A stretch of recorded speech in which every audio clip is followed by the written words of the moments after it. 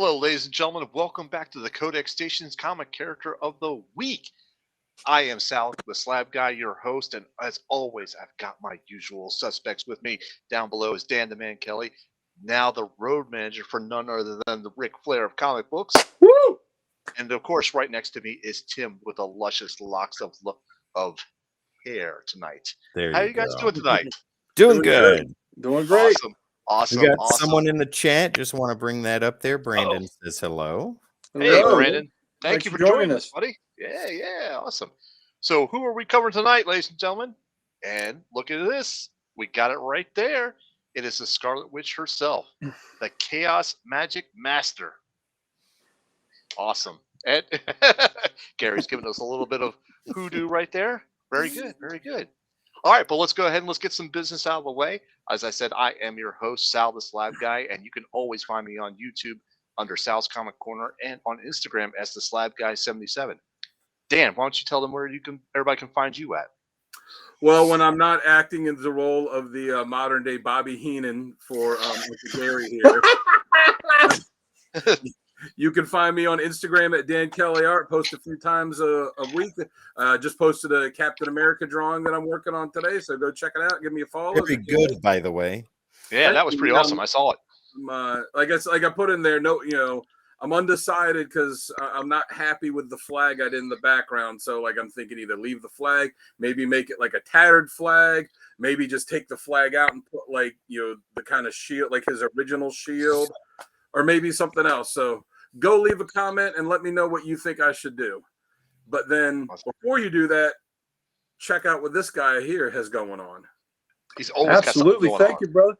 And you're rocking that button-down shirt, by the way. Looking very sharp tonight. Putting us all to shame. Yeah, I went from work to pick my daughter up to go to a niece's senior night and got home and put my daughter to bed and ran down here. I was like, I don't even have time to grab an Avenger shirt or anything. I was like, I've held these guys up enough already. Doing great, brother. You waiting? Well, I am one of the proud owners of Comic Logic. We are Loudoun County, Virginia's only comic book store. Please come see us. You can catch me there, especially on Wednesday mornings when I'm getting my weekly fix right here in the veins, getting it good, getting those comics that I need, that 4-color boost that I have to have every week. Come see us at Comic Logic. We'd love to have you. Also, we are having Comic Logic is having our semi-annual LotCon in 2 weeks, and it will be on October 29th from 12 to 4 in our parking lot that we turn into a little mini comic convention. We'll have we'll have toys, we'll have comics, there'll be jewelry, there'll be local artists, local authors, plus we have our store. We'll have my dealer, my personal comic dealer, Mr. Damian Hill of Warthog Comics, will be inside the shop with some beautiful 4-color treasure on the walls you'll get to see. So please come there. It's family friendly. Please bring your kids. We're having a trunk or treat. We'll have a costume contest. We're actually going to be graced by Dan and Sal, who will both be there with their youngins, and it'll be awesome to have family members there. So please come see us. And on Facebook, as Opie Taylor, I am on the Comic Character of the Day site, and I post covers of the day. And these gentlemen here are all frequent contributors there. We're all bound together by that Comic Character of the Day site, founded by our good buddy Archduke Kevy. And to round out this esteemed ensemble is our man with the golden baritone, Mr. Tim the Terrible. Ladies and gentlemen, Uncle Gary, thank you so much for that intro. You can find all of us on your favorite social media platforms right there at the Codex Station. All you got to do is type that in. Favorite social media platforms where we're live streaming right now. Make sure to hit the like, share, subscribe. That helps us out way more than you could ever realize. It helps with the algorithm, helps get our shows out there to more people just like you. And we love you, and we want everybody else to see how awesome stuff like this is. Also, ladies and gentlemen, don't forget the codexstation.com. Some restructurings going on with that there, but that'll be up soon. But you need to remember that site because that is where you can go to get some merch, meet the team, and so much more. Once again, ladies and gentlemen, the codexstation.com. Like Boomhauer from Awesome. King of the Hill said, it's really easy, man. Just go on there, just click. It's really easy, man. Nice. Nice. Exactly. All right, Dan, since we waited for you, you've got the spotlight. Why don't you go ahead and give us the intro on the Scarlet Witch?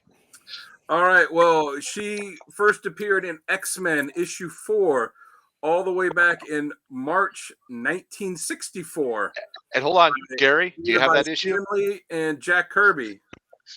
Gary, do I have you that have issue? Do you have that issue? My X-Men run is from 1 to 544. How's that? I mean, yeah, Yes. that's a yes. So her origin.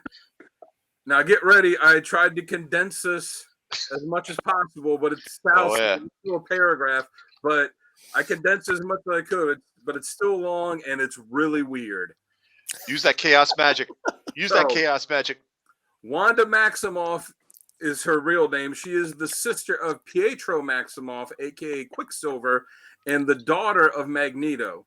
Now, fearing for their safety, their mother fled Magneto while she was still pregnant with them. She ended up in Serbia, where she gave birth to the children. They were then given to the High Evolutionary, who took them to his base in a place called Wundagore, in Wundagore Mountain, and put them in the care of Bova, who was a genetically evolved cow that he had made, that he had as their nursemaid. Later on, he takes the children for reasons unknown, gives them to Django and Maria Maximoff to raise, who themselves had lost their own children, so they raised them, Wanda and Pietro, in place of their own children. Now, eventually, they start to develop powers, and the villagers where they're at become fearful of them. They attack them, thinking they're demons. So they run. They believe that Django and Mario were killed, so they fled and they lived their life as orphans together for many years. Eventually, Wanda used her powers to save a kid, and the townsfolk thought she was a witch, and they were going to burn her at the stake. Magneto, not knowing that they're his children, had just heard reports of mutant activity in the area, so he happened to be there. He saved them, brings them back to the States, makes them part of his Brotherhood of Evil Mutants. Again, not knowing that they're his children, found that out much later. And eventually they decide, when Magneto gets abducted by this space alien and taken off into space, the Brotherhood breaks up. They decide to reform, and they join the Avengers and to make amends for their crimes, and the rest is history. Like I said, it's still long, and that's leaving stuff out, and it's a weird one. But there you go. I think they're on retcon 50, aren't they? Yeah, they've retconned. Yeah, they have retconned it so much. I don't know what the true origin is anymore. They retconned it. I did not include any of the retcon stuff in this origin because it's stupid. Now, There you go. the one shot Quicksilver and the Scarlet Witch that I did a review on covers a lot of what Dan said pretty close. So Yeah. if you want a good explanation. That was before they did some of the retcons. Yeah. Because them making Magneto their father is somewhat of a retcon, but not really, because even before they said it was him, they had they had like intimated that when the mother fled, that she fled someone that had developed great power and she was afraid. So they didn't initially come out and say, yeah, it's Magneto, but they intimated pretty closely that it was. So I don't really consider that a retcon. Right. So as far as when they went to the Avengers, it was Avengers 16, where the Avengers realigned. Cap led them, and 3 other former criminals, Scarlet Witch, Quicksilver, and Hawkeye, were as they called it, Cap's kooky quartet. Yeah, so there you go. Now, as far as her powers goes, her main power that she was known for years, her mutant power was her hex power that affects probability, and it causes random, unpredictable things to happen at whoever she directs it at. And for years, I remember that she had no control over it. So basically, like anything or anyone she just pointed at would get affected. So she had to be real careful about, even just pointing her hand. And then over time, exactly, and all of his slabs caught on fire. Oh, now, there's over going to be time, trouble. they leaned into the witch aspect of her name, and had her start leaning a lot and doing magic and chaos magic, and she is now one of the strongest magic users in the Marvel universe, and has at times was not a Nexus being, then was a Nexus being, then was not a Nexus being. So I don't know what the status of that is right now. I think she's on the not side. She was that. Yeah, I think she's on the not side at the moment. And she was also tutored by Agatha. Harkness. Yeah. Yep. Which we should see a miniseries on Disney Plus probably sometime in the next 50 years if they decide to get off their butt and actually do it. And just Agatha, do you know where Agatha first appeared? What book? No. I don't FF. know. FF. Oh, Fantastic Four. That's right. Franklin's nanny. Oh, that's right. She was the nanny. That's right. Mm-hmm. That's right. So, yeah. What issue was that? What'd you say? What issue was that? One of the ones he owned. You know what? One of the ones you own. Right? No, my FF run only goes from 1 to 416. Oh my God. Oh, that's all. That's terrible. I want to say like 104 to 120, somewhere in there, but okay. We can look it up and fact check. I mean, somewhere in there. But I thought it was really interesting when they had Agatha basically came to the Avengers and took the witch and said, no, she's going to be studying with me for a while. And they're like, who are you? And Wanda went along with it because she wanted to learn more about her magic, side and her skills. So I always thought that was a pretty cool, pretty cool little subtext where she went to study with Agatha. Yeah. Agatha's first appearance was in Fantastic Four issue 94 in 1970. 94. I said 104, so that was close. You're close. Yeah. You're close. That's close. That's close. All right. Very good. Thank you, Dan, for that lovely introduction. It wasn't, nice. cloudy her second appearance, at all. Hold on. Go ahead. Her second appearance was in Fantastic Four 103. Okay. There so we right go. there. Right there. I was in the ballpark. Good. Very good. Awesome. Thank you, Dan, for that great intro. So before we jump into this nitty-gritty stuff, let's go ahead and give a shout out to our sponsor. Our sponsor tonight is W Energy. So go over to www.w.gg, check them out, and use the code -X to save 10% on that order. There we go. Thank you for the ticker. Thank you very much. Yes, use code -X, and you can save 10% on that order. It's a good, clean energy drink. There's no bad aftertaste. There's no sugar crash afterwards, and it's just all around a good, clean energy drink. I got some right now. Working the punch, the tropical punch action right now. It's very good. So please check them out. All right, so let's go ahead and jump into our first segment, and our first segment is what works best for this character. And Uncle Gary, why don't you go first and tell us what works best for her? I think what works best for her is when she is just a wild card, when she is on a team, and she is a team like the Avengers. That's the team I like her on, and the team she's most closely associated with, and East Coast and West. She's been part of both teams. But when she is a total wild card, the Avengers teams, you got powerhouses like Thor, Iron Man, Wonder Man. You've got these Vision powerhouses, but she brings something so different and so unique that you just can't prepare for what she throws at you. The chaos magic, and then once she got it under control, she became an even more devastating weapon. And the fact that that shows when a lot of times the enemies would target her first to get her off to remove her from the playing field, because that was something that you just can't account for because you have no idea how it's going to affect whatever your plan is. So that's what I like. I like the unpredictability and the sheer raw power and the fear that she puts in villains' hearts because they don't know how to account for her.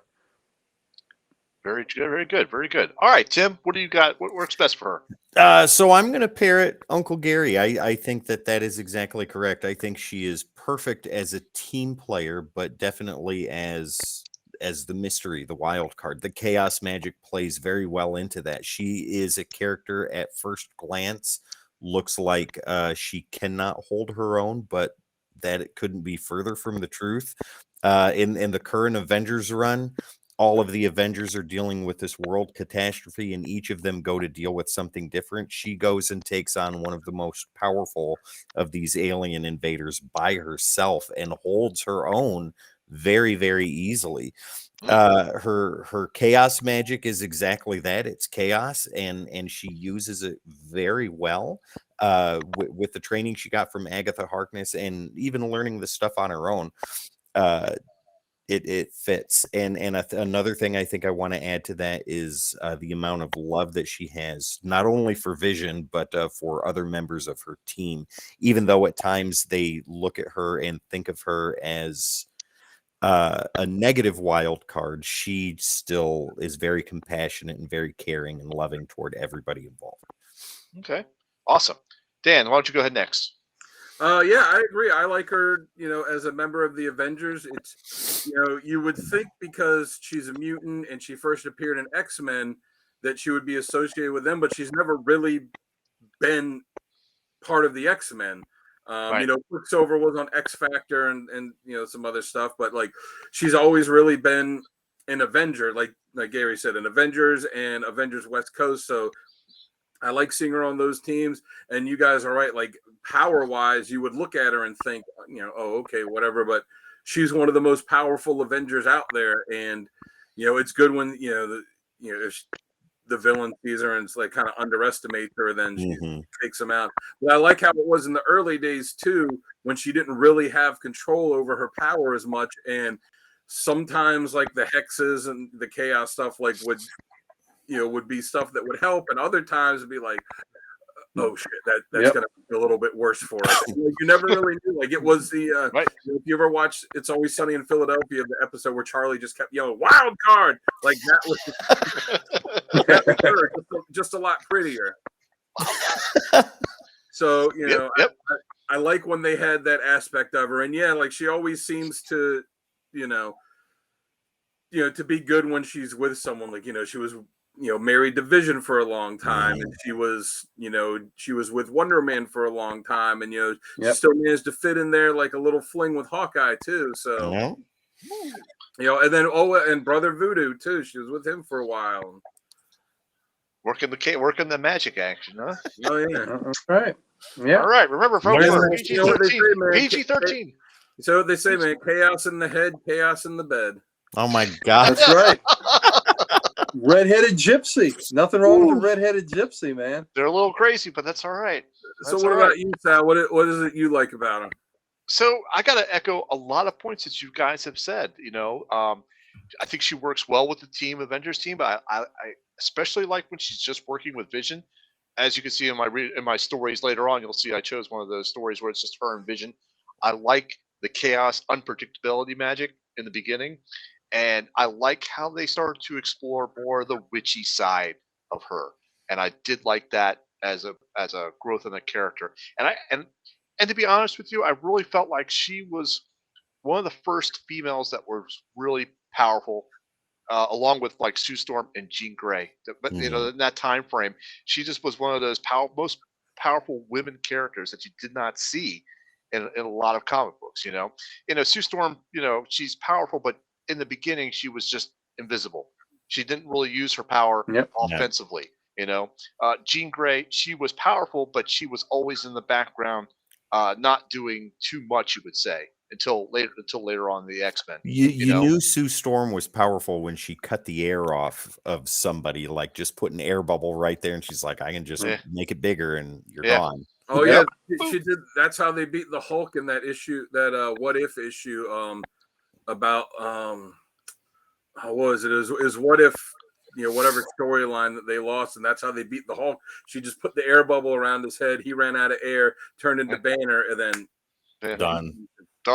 Out.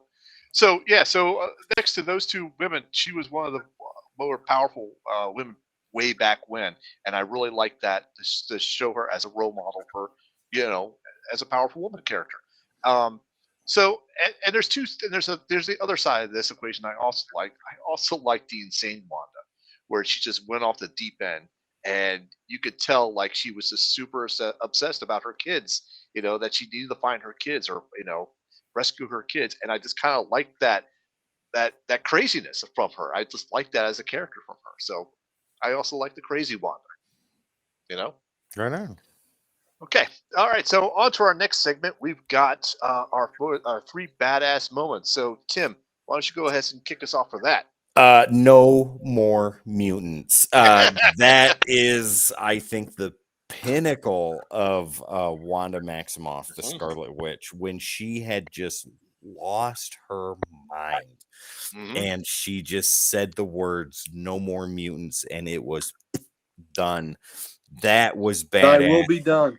Yeah, exactly. She the show WandaVision takes pieces Of from that, that yeah. storyline from House of M, and we'll talk more about that later. Yep. But yeah, I don't think there's anything more badass than that. The only other part that I can think of is in Dark Ages. She died in it, spoiler, but she was part of the team that went to the Unmaker to try and put a stop to him. And Wanda was doing what Wanda does until Vision was disintegrated, and then she lost it there and unleashed on the Unmaker. Almost took him out, but didn't quite. Like, she put full power onto him, and she died. Didn't hold anything back. No, Did not hold anything back. at It's like all. the last game of the season. Not going to hold anything back. Exactly. I thought that was pretty badass too. And the moment that they kill her in the comic book, I was like, what? Yeah. Oh, okay. So yeah, Awesome. that's what I got. All right, I will go next here, and I actually have that No More Mutants as well as one of her badass moments. But I'm gonna go one step before that, and I'm gonna go for the House of M situation because she warped reality for Magneto to have this area or have this world where he was in charge, and then to push it to No More Mutants. It's just crazy. And then my last one is what I really liked about it is she could summon Simon Williams whenever she needed him, and and he would just pop up, or he could feel when she needed him, and he would Simon, just I need boom, you. and Wanda, I'm boom, there. boom, he's there. So I kind of like that dynamic. I really did. That just shows how powerful it actually is. So those are my really three badass moments for her. All right, how about you, Dan? What you got? I was saying, she, when they did that in Avengers Volume 3 to start, like, she felt really guilty about it too, because she would, he would only show up like when she was in distress, and she felt guilty because she was like, I'm just using him as not as a person but as a weapon until he was able to like fully come back on his own.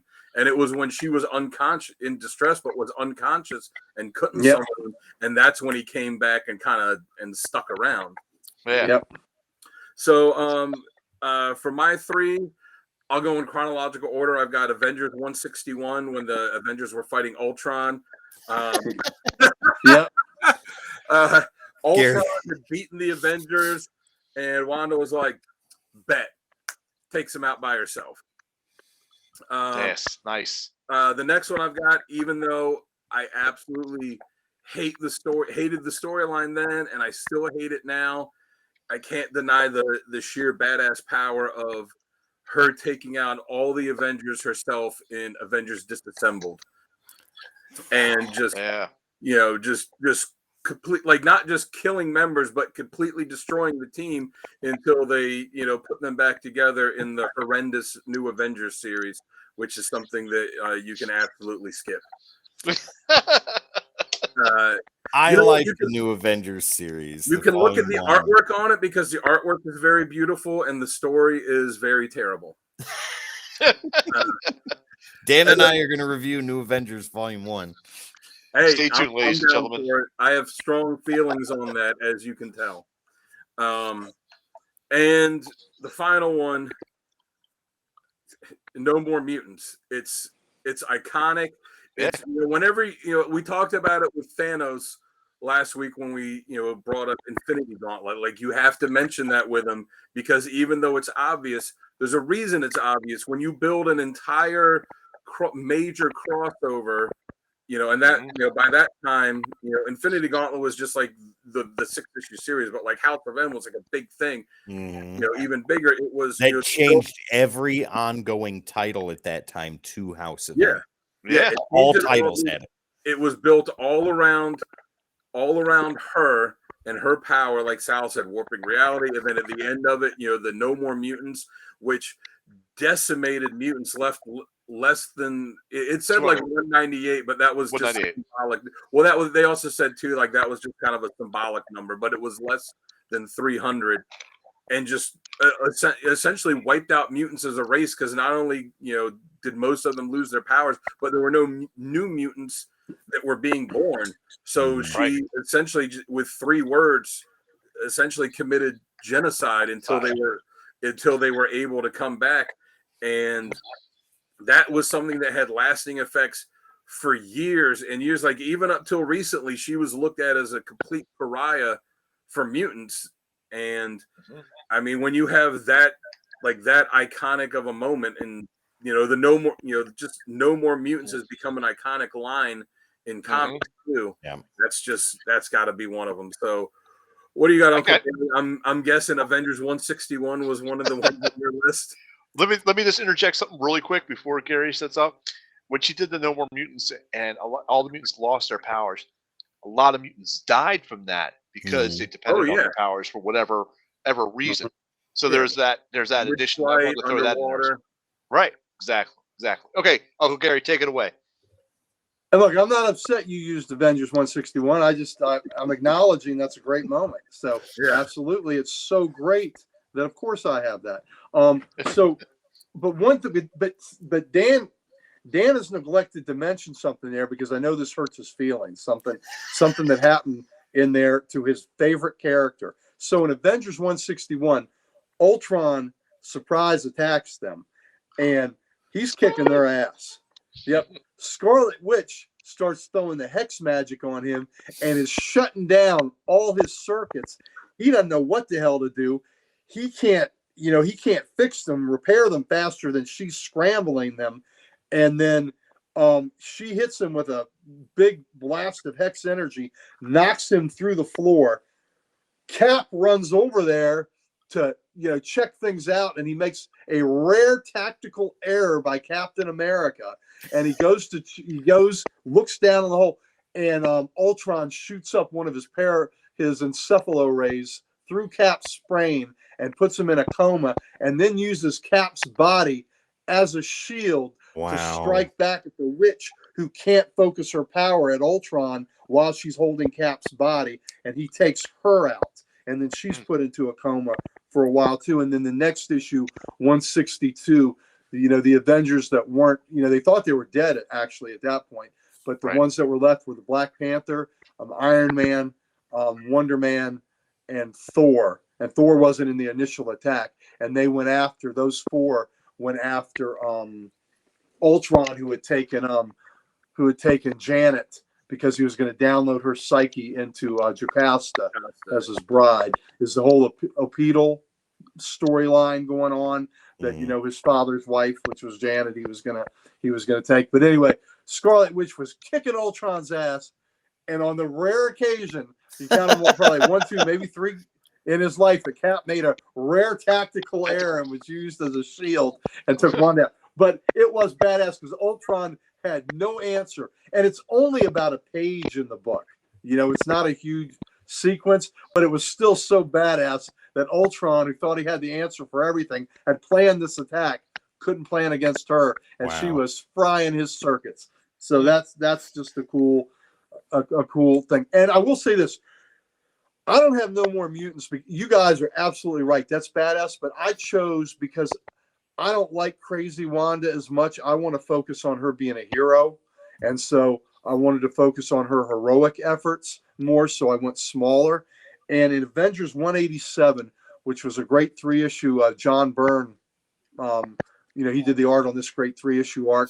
And she was possessed by the demon Scython, and he had through Mordred had taken over her body, and Scython was using the hex magic for bad things, and had all the Avengers, trussed up, hanging upside down, and when Scython, the beast got on this is on Wundagore Mountain, and we had Bova, who Dan had talked about earlier, was there, and we had, that's such a great issue, such a great 3-issue arc, and Django has a little wooden doll puppet of Wanda, and they're able to use their combined energies to siphon Scython out of Wanda into this little puppet of the witch, and Quicksilver gets it with Scython inside this puppet and throws it toward the mountain.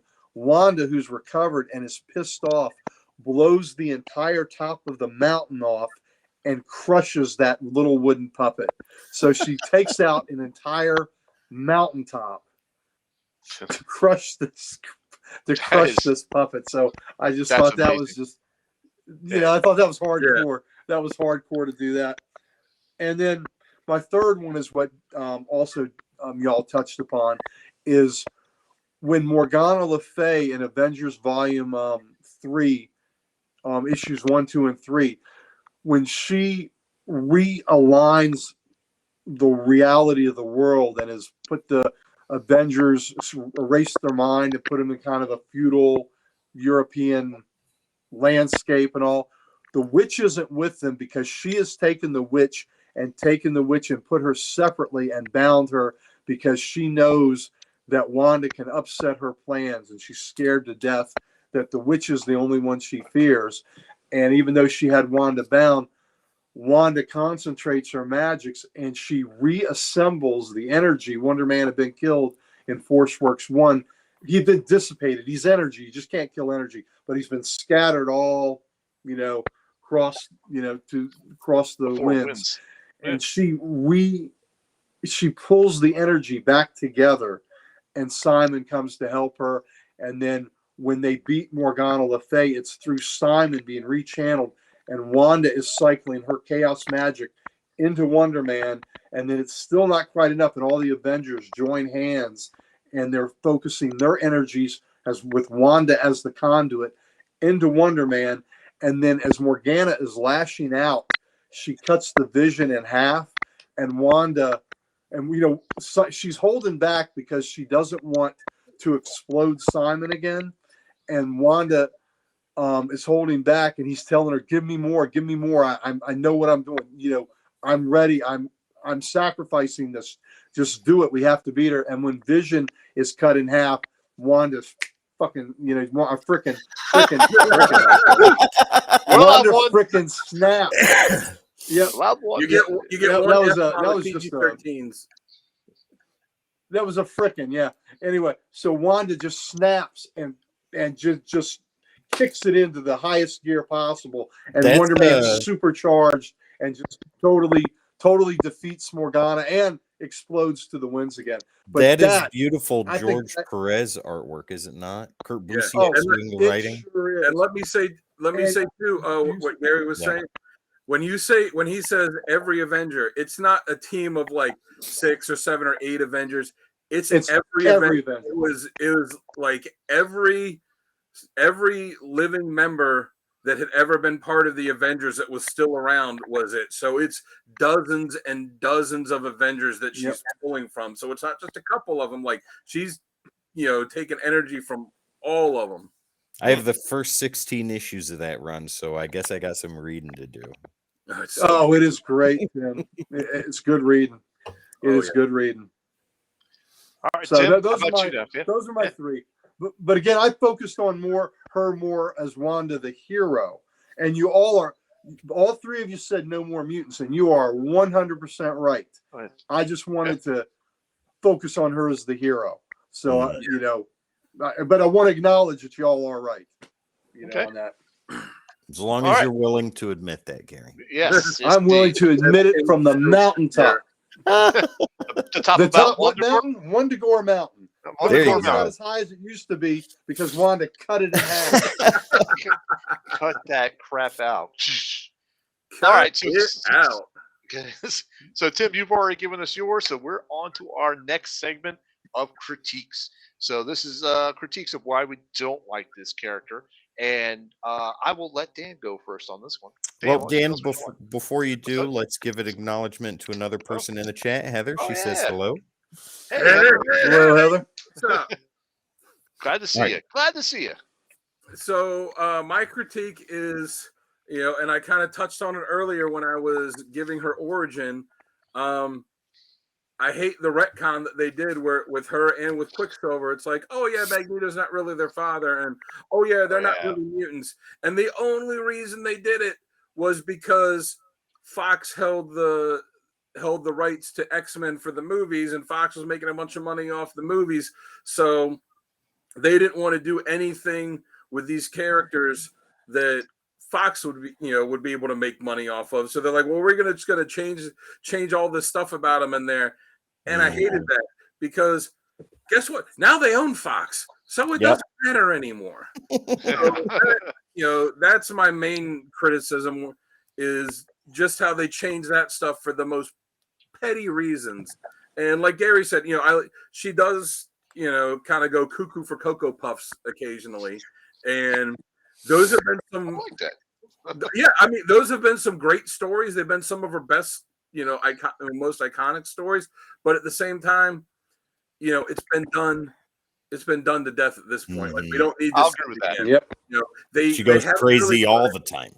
Yeah, they haven't really done it, since House of M ended. Like, they haven't really done the crazy Wanda since then. But that they've done it so often that it's always lurking there, where they could, where they could, like, oh, we could go this way. Like, we don't need that anymore.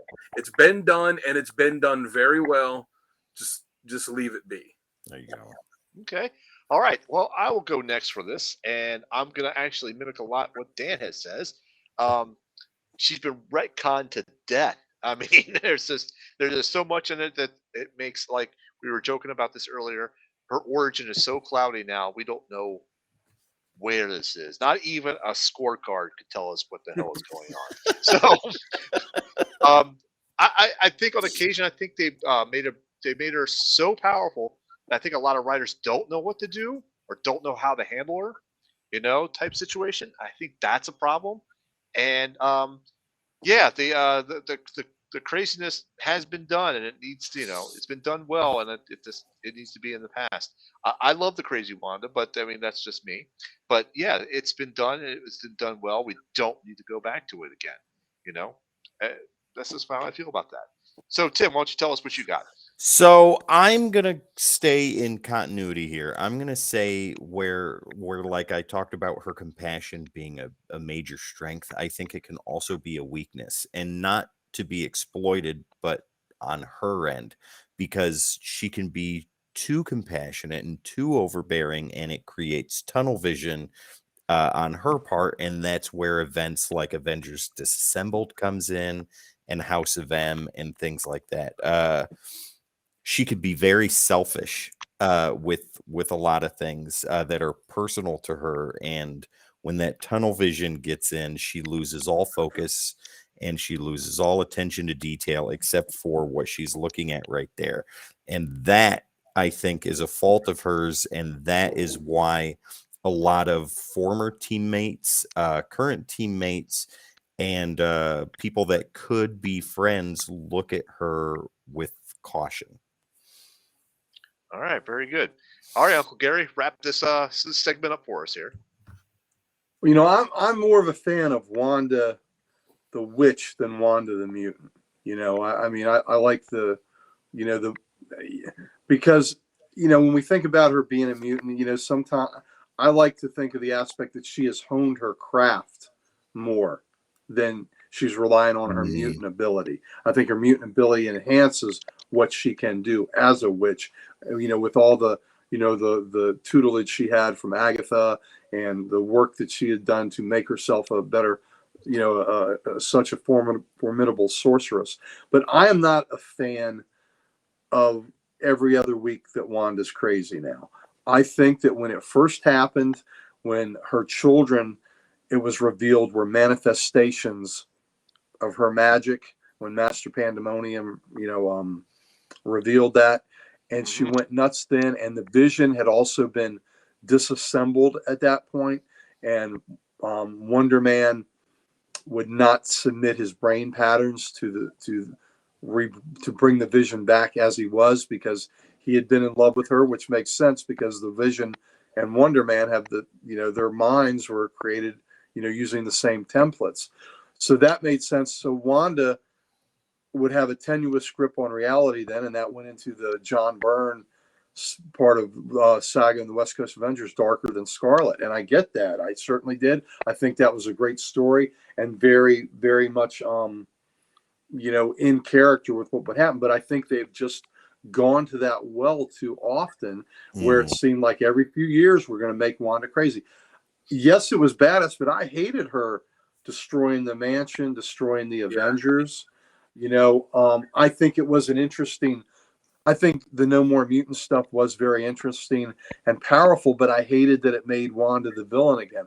I'm not a fan of Wanda the villain, not at all. I want to remember her as a hero, as a hero of great heart and great love for her teammates, and always striving to do what she can and to control her powers and all that. So I think her losing her mind in the Darker Than Scarlet series and West Coast Avengers, I think that was perfectly on point.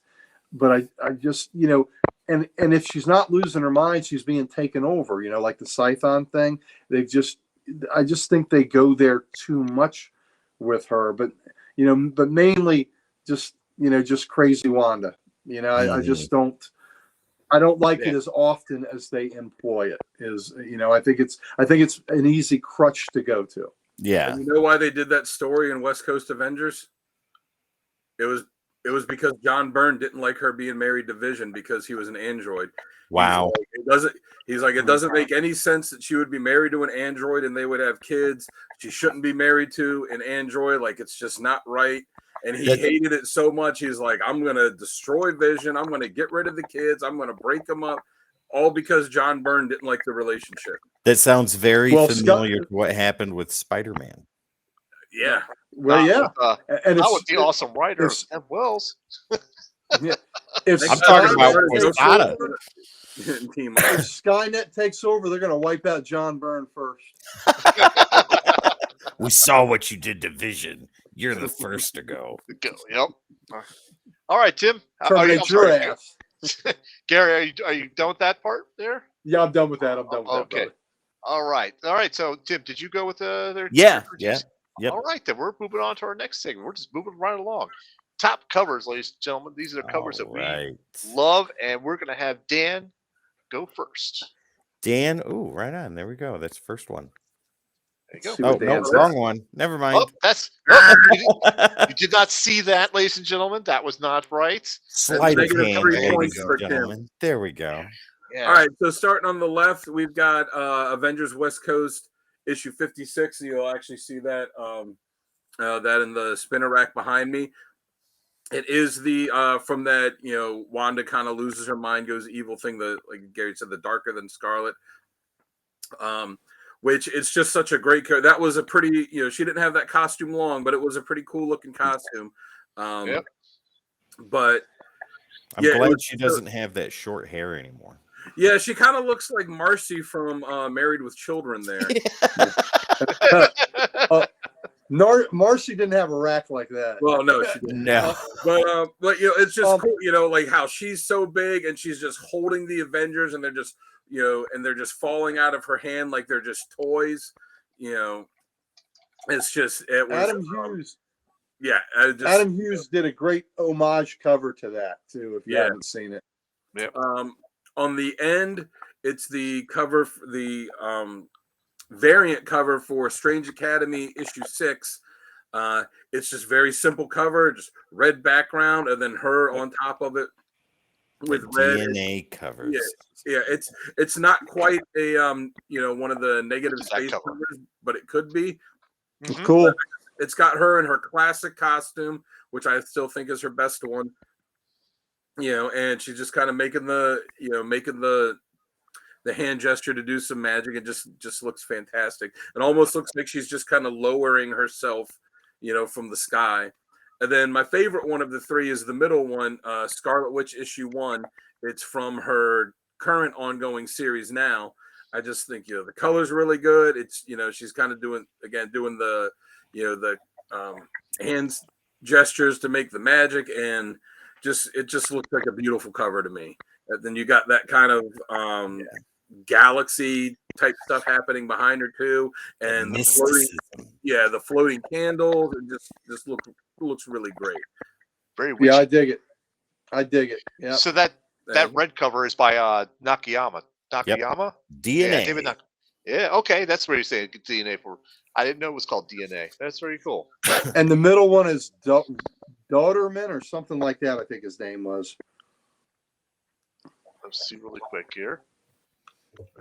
Just enjoy those covers, ladies and gentlemen. Yes, enjoy those covers. Yep. Where is that? Write down the issue number so you know. Now with the West Coast Avengers cover, I know that issue is a little bit pricey at the moment. So right. Yeah, that's one that I've said it before on other shows that West Coast Avengers was a series that I liked, so I worked on getting a complete run of it years before. I thankfully finished it years before WandaVision, because the books were all dollar bin books. There wasn't, even though, which I always thought was weird, because there's so much significant stuff that happens in this series. What they did to Vision, which completely changed him. They brought back the original Human Torch. They introduced U.S. Agent as U.S. Agent for the first time, and the stuff with Wanda's kids. The new Living Lightning. There was so many things that happened in it, and the book was never worth money until WandaVision, and then the prices of all of them skyrocketed. And I'm just glad that I was able to complete my run before that happened. Yeah. So that Scarlet Witch #1 is a Russell Dauterman cover. Nice. Awesome. All right, Beautiful Tim, cover. show us your top covers, Tim. Okay, so my covers here. Let's go ahead with that Strange Academy right there. Same one that Dan has. I tried to stay more modern. Yeah, I tried to stay more modern with the way she looks. Excuse me, because that's what I like. I like on the DNA cover the classic costume, but just the modern artwork of that. It is so amazing. Words that I can't say on a program made for kids. It's seductive. It is, and I think that is the intent of the cover, because she is a witch. She's the Scarlet Witch, and if you get too close, you're done. Going into the middle with the Avengers, that is a variant cover for the ongoing series that Jed MacKay is writing right now. Wonderful series, guys. If you're not reading that, get on it, because she is amazing in the story right now. And I didn't see that cover. That's an amazing cover. That was the one that I cover. got. Wow. As soon as the title was announced and we got the covers for the comic shop, I was like, yeah, as Dan says, that's coming home with me. It's coming with me. I love that cover. I think that cover is fantastic, and it's got a very modern costume, very modern look, but still very classic in Wanda's sense. And then the one on the left, House of M, her losing it, right? This is crazy Wanda at its peak, and she is literally falling to pieces. And this is such an iconic Joe Quesada cover that it has to be included. You can actually look at that in two ways. Either she's reforming or she's disassembling. Exactly. Yeah. There's so much interpretation on this cover. Yeah, Avengers disassemble? Yeah. Do you have that? Yeah, exactly. All right, Uncle Gary, let's go through your top covers, and I'll go last. All righty. Great minds think alike. No? Yep, I like it. Yep, absolutely. So, Avengers West Coast 56 there. Great John Byrne did that cover. I almost wish I had done the Adam Hughes homage, which I almost did, but I thought without the reference of the first one that it would be kind of wasted. So, but it's still, I love the cover. Like Dan said, I love the fact that Iron Man, Wonder Man, Pym, they're just dangling there. I guess that's Wasp too, just dangling there like they're nothing. And these are some powerful Avengers, and she is just larger than life, and they are clinging on for dear life. The one on the far end is Scarlet Witch. That's number 5 of her first series that was just solo David Aja cover. I love the image of her with the sword, but what I really love are the three women that are being burned at the stake. Yeah. That are in her cloak, the imagery of that, because it dealt with the fact that that women were burned as witches, and I just love the imagery of that, of those women being burned at the stake within her, within the cloak of her body. And then the one in the center is Avengers 104, and I wanted to go old school. I was pretty sure nobody else would pick this. But this is more about an attitude and how, the other Avengers are wiped out. And, she's, stay back. You won't destroy the Avengers, not unless you kill the Scarlet Witch. And she is just out in front of the team, protecting the boys and getting ready to blast them with her chaos magic. So that's by Rich Buckler and Joe Sinat. So it's just a great 20-cent Marvel cover. That was back in the day when these books were in the spinner racks. And I just think, I love the perspective of the bad guy, his hands reaching forward. And then there's the witch protecting the boys. And that is Hawkeye in that weird uniform there with her. But, but she's there protecting the boys right there. So I love that cover. Awesome. Good cover. I must say, that was a terrible Hawkeye costume. It was a skirt, and the little short. He's wearing a skirt. Look. Yeah.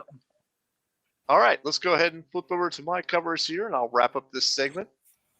There we go. And like Uncle Gary, I went old school. I was only a few issues off of yours. I went with nice Avengers number 113. Good job. And I went with this cover because it showed so much emotion, and you always get like the hero going, "I'm gonna kill you," and for it to be the woman saying this in this time frame is very rare.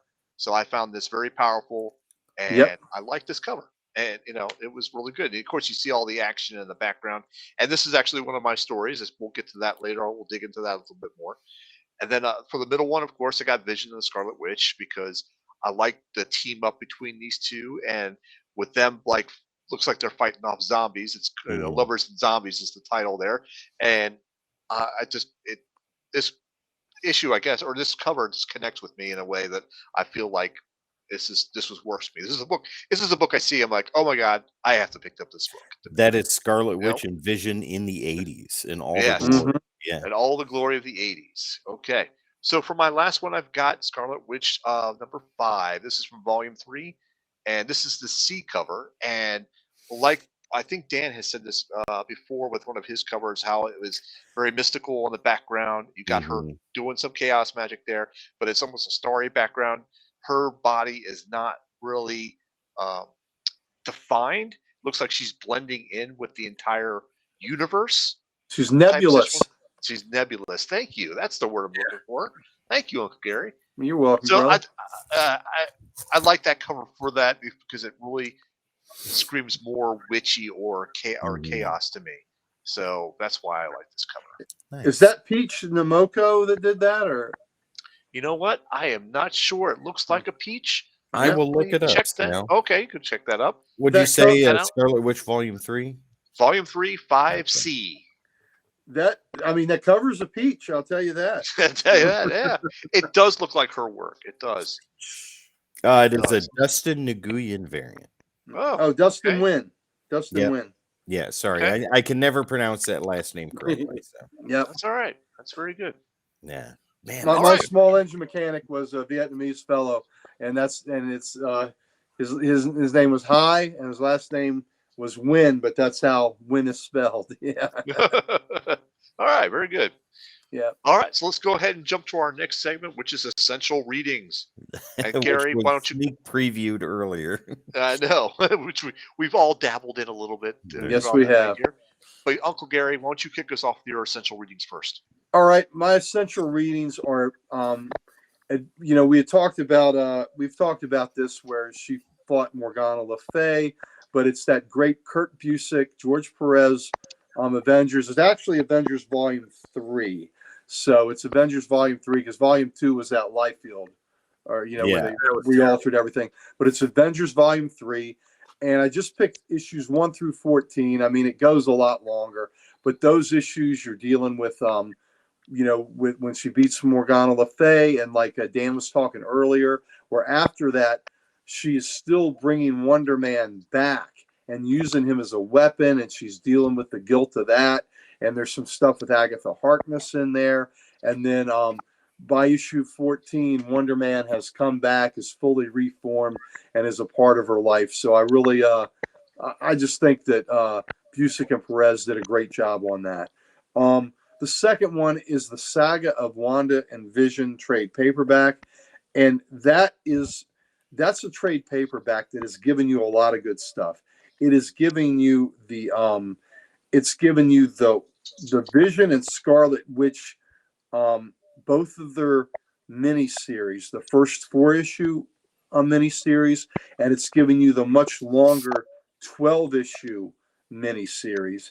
Oh, that's And nice. and it's also giving you Giant Size Avengers 4, which is where the Vision and Scarlet Witch got Yeah. married. So you get that in there too. So I think that is just, the Wanda and the Vision, love affair was so integral to the character at the time. And even though, later on it was Wanda and Wonder Man, it made perfect sense to me because, again, both characters' brains were based off the same templates. So of course that would happen. But I just think there's something classic and timeless about Wanda and the Vision.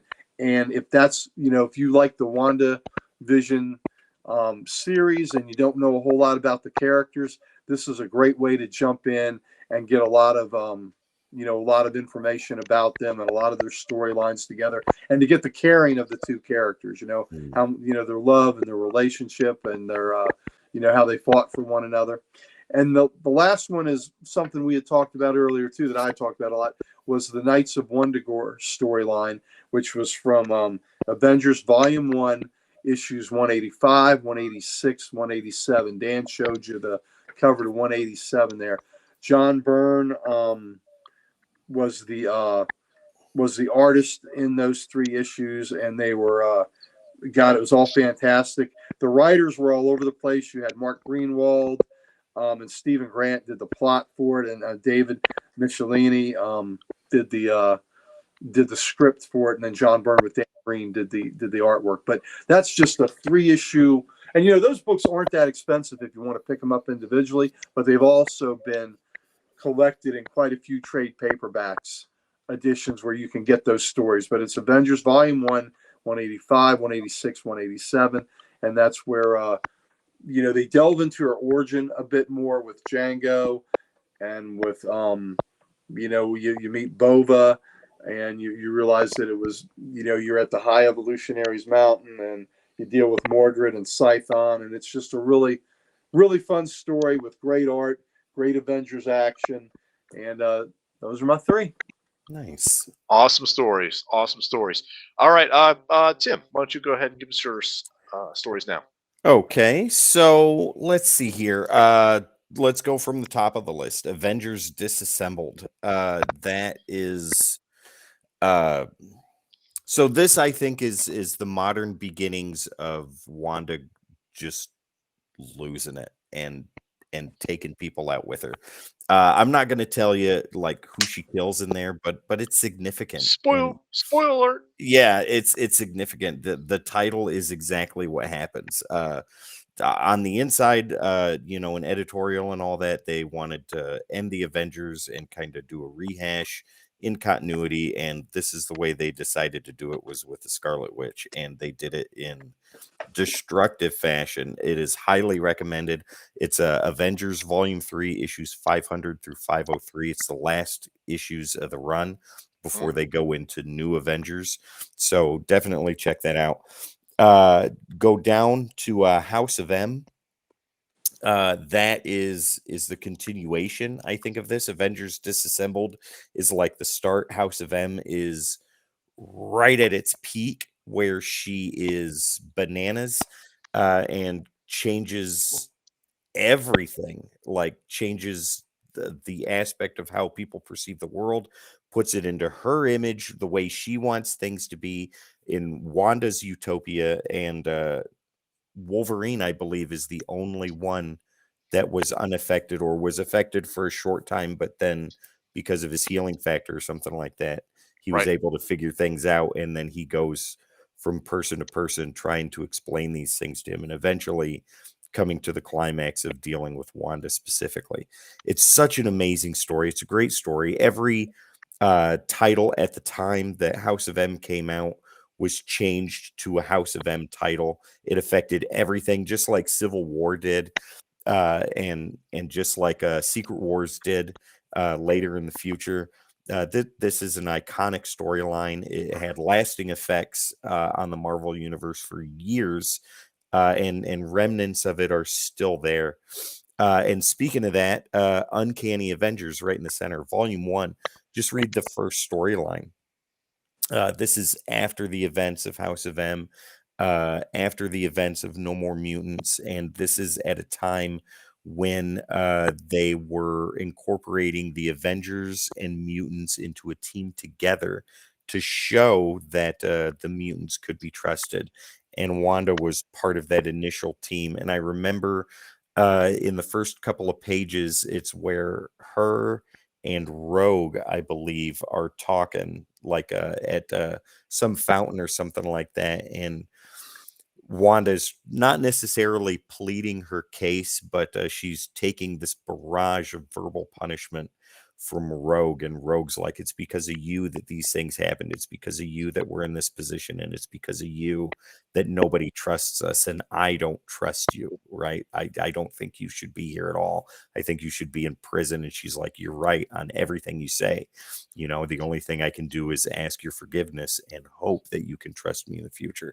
It's just a very powerful first run for the Uncanny Avengers, and it's highly recommended on my end. All right, good stories. Good stories indeed. Like it. How about you, Dan? What should have you go next? There we go. Dan. There we go. You guys have already covered all my stuff. So yeah, like Gary said, with Knights of Wundagore, you know, he covered it pretty well. The only thing I'll say is started earlier around issue 181 when Django first shows up, because he shows up and he has the like Gary mentioned earlier, has the little wooden dolls, and like takes Wanda and Quicksilver's, basically like takes their souls, their essence, and puts it in these dolls, and he's kind of broken from reality because he thinks of them as his children that were deceased. And then, it comes out who he is and who they are to him. So while the Knights of Wundagore, was the 185, 186, 187, the build up to it was a few issues earlier, than would kind of touch on them a little bit here and there leading up to that. And then, the Saga of the Vision, the Scarlet Witch, it was like Gary said, it was the collected volume of the 4-issue miniseries, the 12-issue miniseries, a couple other books thrown in there. So I feel like this is the very best thing if you want to get a good idea of the character, not just her, but of the Vision as well. Like that's an absolute must read. And and then House of M, Tim covered it pretty well too. So Sorry. Yep. It's all right. It's cool. No, it's cool. It's just saying there's not really much to add. I mean, it's one of those things when they build an entire major crossover essentially around one character, it becomes a pretty major thing. And then Yeah. Yeah. So that's all I got to go with there. Good job. Okay. Good choices. Yeah, Thank you. good choices indeed. All right, let's go ahead and reveal mine then here. I'll wrap up this segment. Well, M Day, I'm not going to go into that because that's been pretty much covered here among all these fine gentlemen. So I will jump to Avengers 113, and this is your young men shall slay visions. Now, so this came out in the 80s, and the Avengers are being attacked by what's a group called the Living Bombs. It's kind of a stupid name if you ask me, but they're, they're a group of extremists. You know, imagine that, and but they believe the Avengers are destroying American values, and based solely on the reason because the Vision and Wanda's love or union has become public, and they don't like this for some reason. So they're launching a major attack on them. And now the reason why I picked this story is because in the 80s, a lot of I felt like a lot of political correctness was coming out, and a lot of this stuff was coming out of oh, you're destroying the American values. Oh, well, we got to be true to ourselves type of thing. And I really think this is one of those stories that just stands out in the 80s as that time frame. This is a story that you would find in the 80s, and I liked it for that reason. So, I'm not going to spoil it for you, but they do survive, and everything is all good. But it led to that cover showing Wanda going, "You killed my man. I'm going to get you." That type of thing. So, yeah. So I like that, and we're going to jump down to Vision and the Scarlet Witch. Now, this is the cover I showed, and this is their miniseries that did 4 issues, I believe. They settle down, they go to the burbs, much like the WandaVision of the MCU's that's on Disney Plus. And there's a lot of good things in this book, which they resolve some of Wanda's past. They have guest starring Avengers and Humans, Dormammu, Grim Reaper. It's just a good all around mini if you wanted to jump into the character right away. So Nice. that's what I have for these. Good stories. stuff. Thank you. Excellent. Thank you. All right, so we're going to move on to our next segment, and that is Best Writer and Artist. So these are artists and authors that we like, that draw the character or write the character really well. They don't necessarily have to be on the same issue. They could be from different issues, not even in the Scarlet Witch book, but maybe somewhere else that you liked it. So, Tim, why don't you go ahead and kick us off with that? So best artist, I think should go to George Perez. The work that he did in Avengers Volume 3. We could just end the show right there. George Perez, done. Yeah, That's it. That's the list. I think his work is perfect. The man's attention to detail, and Wanda requires a lot of it. And the writer, I'm going to have to go with Kurt Busiek.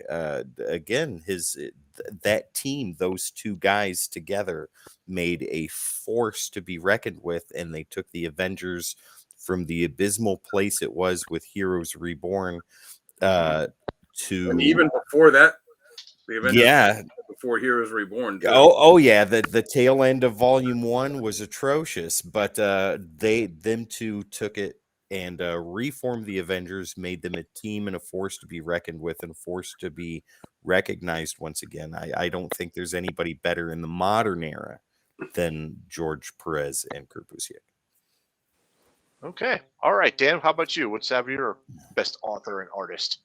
Yeah, there's been a lot of good ones, and usually they're all associated with Avengers, but I had to pick Steve Englehart. He wrote her in the Avengers, and then he wrote both of the Vision and Scarlet Witch miniseries. That really, which was the first time that she really had the spotlight on her outside of being, part of the Avengers or another book.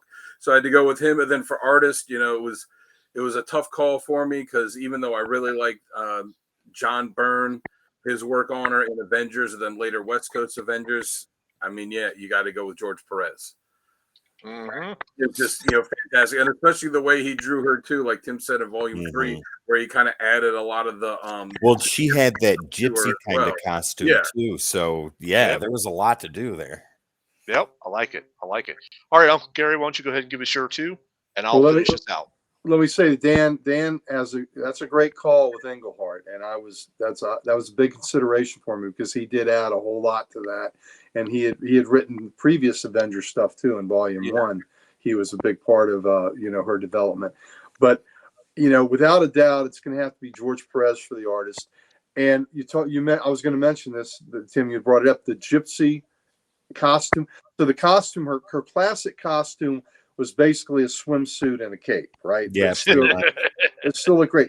But what Perez added to it, the gypsy element to it, the little bit of witchiness to it, I thought was brilliant. The bracelets and all that stuff. Absolutely, because she is a gypsy. And I just thought that was brilliant. How the skirt flowed, all that. And she still looked, was still just stunningly beautiful. I think that is just brilliant. And from a writer, I'm also going to Busiek because when they relaunched the Avengers Volume 3, they brought the Avengers back and they hit the ground running. They brought the boy. And again, I had said before, I'm a fan of the heroic Wanda. And the way that they portrayed her in that entire run, and I know they did 4 great big hardback volumes of that went to, I think, to the 50-something issues. Perez had left by that point, but Busiek was still writing. Yeah. And it ended with a great Kang storyline. Yeah. And Wonder Man and Wanda were in a prison camp and still working with the underground and sacrificing to take Kang out. And it just, the relationship was so wonderful. He wrote her as a hero, not as a crazy woman. And that's the kind of Wanda I like. He brought her back to prominence, brought her back to her heroic status. So for me, that's what made, that's what tilted it for me. Again, Englehart is a fine, solid choice, but is because of Busiek bringing her back to her status as an A1 heroine, that we can all root for. And with Perez's gorgeous art, you can't go wrong there. Yeah, absolutely, 100%.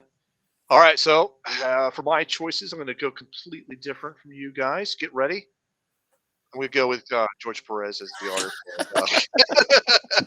I actually have John Byrne, Steve Englehart, and Busiek as my choices for artist or author, excuse me. And I'm going to lean towards Byrne. I really am. I love the other guys' work, really do, and they all fit. They're all integral for this character, and they all could have been in the #1 slot. But if I had to pick one, I'm going to pick one out of the hat, and it's going to be John Byrne. John Byrne's perfect, though. That's just fine too. Yep. So, but it was very hard to pick between those two. But for art, it's George Perez, 100%. Yeah, 100%. Slam dunk. Yeah, slam dunk. All right, guys, this has been a great episode here. Do we have any last-minute thoughts for Scarlet Witch? I'll say this: Scarlet Witch with Wonder Man, Vision, or Brother Voodoo. Which do you like best? Vision. Wonder Man. Wow, I'm the outlier. What about you, Dan? Dan, what'd you say? I don't like the Brother Voodoo thing at all, so I'm gonna go. It's tough with them, but I'll go Wonder Man. All right, Tim, you're out.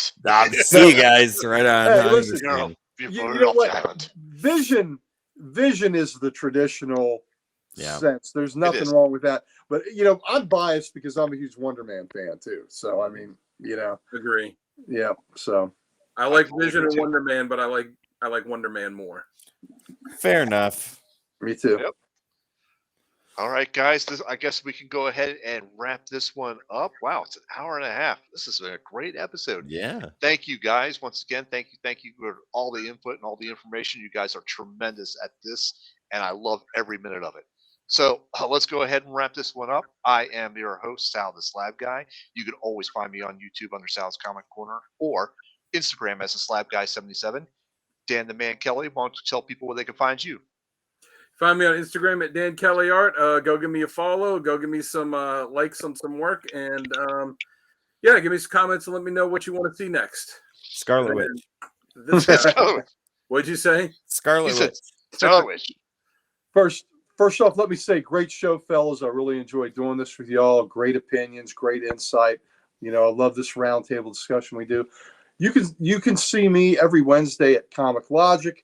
That is Northern Virginia, Loudoun County, Virginia's only comic book store. Please come by and see me. And Wednesdays when I'm getting my fix right here in this arm, I'm putting this those arm? new books in there. Yep. I've got a lot. Sometimes I have to move to this arm, but that's where I'm getting the 4-color infusion from these wonderful new books we get every week. Please come see us. And we have a big event coming on October 29th. It's a Sunday from 12 to 4. We have our semi-annual Lot Con, where we turn our parking lot into a little mini Comic Con. We'll have comics. We'll have local artists, local authors. We have a vendor that has jewelry. We have vendors that have toys. Inside, we have, come in our shop too. You'll see our wares, our stuff. And we also have my good buddy, Damian Hill from Warthog Comics. We'll have some silver and golden age and bronze age classics on the wall for you to peruse and look at. Mm-hmm. So please come. It's a family friendly thing. Please come wear costume. There's costume contests. Please bring your kids. We're going to have a trunk or treat event. So we'll have Halloween decorations and goodies and candy and all that. If you come, not only do you get me, but you get the bonus of seeing Dan and Sal there with their families. So, that's signing autographs. That's right. That's worth the cost of admission. And you know what the cost of admission is? It's free. Come, please. I'll be sitting on the curb with my guitar case open, strumming. That's right. Throw quarters in so I can buy comics with them. And when you see all three of us, you are absolutely getting what you pay for. 100%, ladies and gentlemen. Oh, wow. 100%. 100%. So please come see us, and also check all of us out. We're all contributors on the Comic Character of the Day site. Want to give our good buddy Archduke Kevy some love. I post the covers of the day. Dan has panels of the day, questions of the day. Sal's a frequent contributor there. Tim chimes in and says if we're doing good or bad sometimes. So that's us. So and to close out our little round table here, let's go to the top, and the man whose voice just keeps all of us awake at night as we're trying to get home on those long hours, those wonderful baritone vibes of Tim the Terrible coming through your radios, boys and girls. Ladies and gentlemen, thank you very much for joining us tonight on Comic Character of the Week. I hope that you guys check out the recommended readings and even go window shopping on some of them covers. All of them are gorgeous, as you are. And as a matter of fact, you can find us on your favorite social media platforms. All you got to do is type in at the Codex Station. That is where we will be. Facebook, Instagram, etc., X, formerly Twitter, now Twitter, and where we live stream right now. Once again, at the Codex Station. Like, share, subscribe. Don't be afraid to do that. We want you to be part of this. Yeah. Don't be afraid. And also, ladies and gentlemen, remember this, thecodexstation.com. We got some restructuring going on there, but you need to write that down because as soon as it goes live again, that's where you can go to get some merch, meet the team, and so much more. Once again, thecodexstation.com. All right, ladies and gentlemen, thank you once again. This is the Codex Station Comic Character of the Week signing off. Not only do I hope you guys have a 9.8 day, but we'll see you in the next one.